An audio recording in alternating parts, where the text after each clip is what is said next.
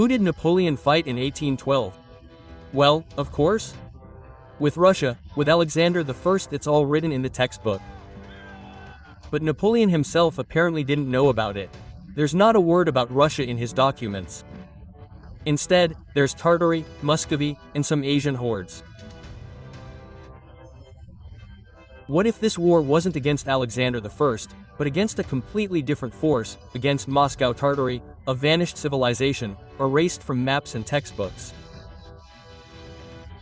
Look closely at this photo. Do you notice something unusual? Can you really imagine a portrait of Hitler hanging in Marshal Zhukov's office? That's right. There are many more oddities in the War of 1812 than it seems at first glance. We've collected over 10 mysterious facts, and in this video we'll try to figure them all out. If you're interested in this topic, give it a like and be sure to watch the video to the end. We promise it'll be very exciting. Brigadier General of the French Army, Count Sigret, stood at the window in horror, watching the fire devour the strong stone walls of Kitaï-Gorod. Later he would write in his memoirs, "We approached each other, afraid to raise our eyes, crushed by the terrible catastrophe." At that moment, the army, which was considered glorious, turned into criminals, judged by heaven and the entire civilized world. It is important to say right away that the French extinguished the first fires together with the Muscovites. The Governor-General of Moscow, Rostopchin, who was later unfairly accused of arson, did not do so. Yes, he really planned to destroy some strategic objects, but completely destroying the city is a huge waste of resources. Decades later, Rostopchin published his Truth about the Fire of Moscow, where he provided compelling evidence of his innocence. Only a third of the French army in Moscow survived. This is what Sigret reports in his memoirs. According to the prisoners themselves, Napoleon's 39-day stay in Moscow cost him 30,000 people, comparable to the losses during the Battle of Borodino. On the Russian side, according to rough estimates, about 20,000 residents. But what really happened there? Maybe it was an unusual fire? According to eyewitnesses, both the Russians and the French were so shocked that they wandered around the city like somnambulists, warming themselves by common fires. Neither Russia nor France benefited from this fire. The most mysterious thing is the fireballs observed over the city. Officers from different sides agreed in their descriptions. Quote, "On the very first night, a fireball descended over the palace of Prince Trubetskoy and set it on fire," writes Sigret.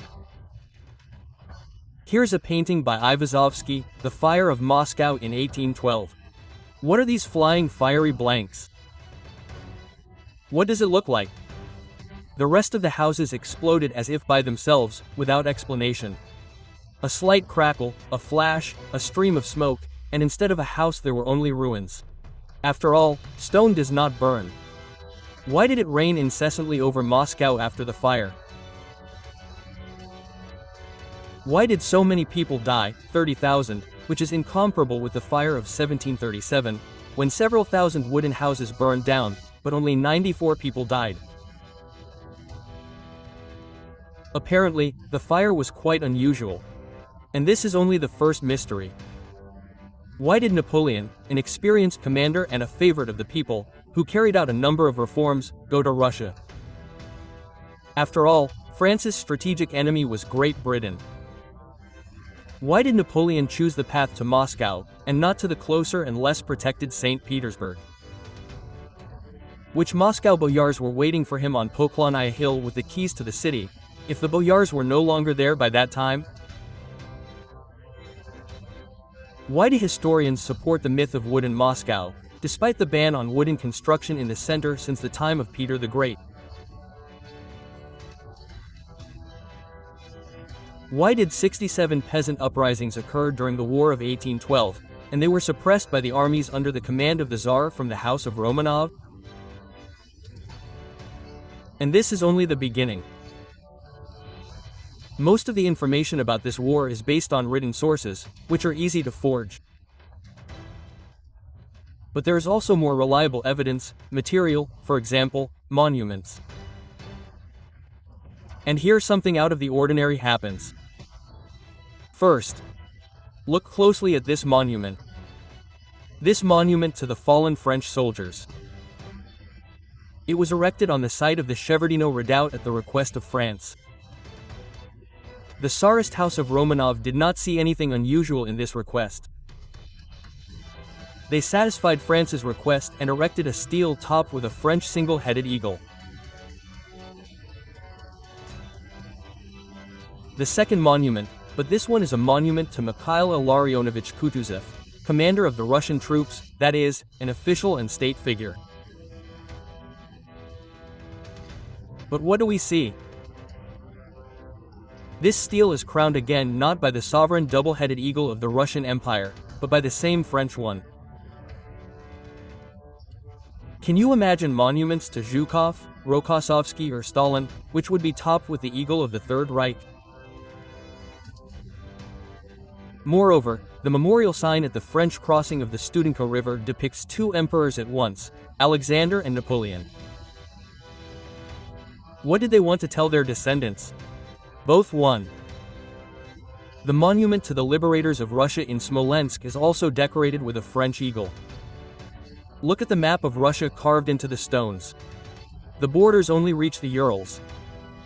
The authorities either did not know the real borders, or they really looked like that at the time. Note that the album with images of the participants in the War of 1812, published in St. Petersburg in 1813, was printed in French, when the Russian army had not yet returned from Paris. The Manifesto of Alexander I is also in French. The Tsar's decrees of 1813 are in the language of the aggressor. Have you ever wondered why the uniforms of both armies were so similar? Evil tongues claim that Napoleon's letters to Alexander have survived, where the unification of the color of the uniforms was discussed.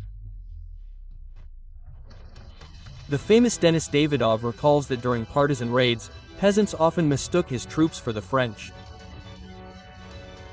and had to change into ordinary Russian clothes. This Jubilee artifact from 1912, are there any signs of war between two monarchs?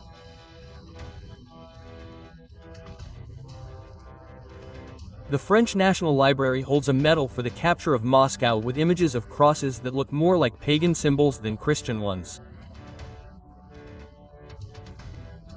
On the medal dedicated to the Battle of Borodino, warriors are depicted in Roman armor. There are 3 of them, so there was a third party. The commemorative cup in honor of the centenary of the war is also strange. At the Jubilee exhibition in St. Petersburg in 1912, portraits of Alexander and Napoleon were laid out with flowers and cups, perfumes and memorabilia with the heroine of the French army on a campaign in Russia were also on display. Imagine if an exhibition with portraits of Stalin and Hitler were organized in honor of the victory in the Great Patriotic War. In one of the paintings, Alexander supposedly presents Napoleon with Cossacks, Bashkirs and Kalmyks. Why is Alexander Napoleon on one side, and the people, like boyars, on the other? And why didn't they take off their hats in front of the highest officials? Most likely, these were the governors of the territory who were supposed to accept the new power. The portraits of Russian military leaders show the orders of the Prussian and Austrian royal houses, Napoleon's allies, according to the official version. But why then did Russian generals wear the orders of the countries they fought against? If Alexander and Napoleon were allies, then who was the war against? Who are these bearded warriors with sabers, spears and bows in ancient images? Until the centenary, the War of 1812 was not called the Patriotic War. And one more important question. Where did the dozens of calves with gold go that were taken out of Moscow, but did not officially end up in any city? Why did the Russian army behave surprisingly softly in Paris, not taking contributions from trophies? Count Vorontsov even paid off debts to French creditors, and this in silver for 30 tons. Why was French so widely spoken in the Russian elite before the war? Why did Alexander I receive huge amounts of money from England for participating in European wars? So who really fought in Russia in 1812? Why did the state of Tartary appear on maps before the war, including Moscow Tartary, which seemed to disappear after the war?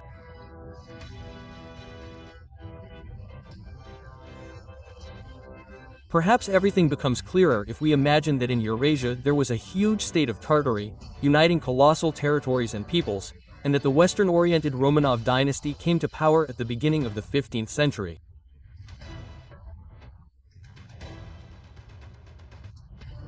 And history is falsified without problems even now with all the internet and photocopies. Do not forget to subscribe so as not to miss new releases. And do not forget to look at our Telegram. There are things that YouTube does not dare to talk about. The link will be under the video and in the channel profile.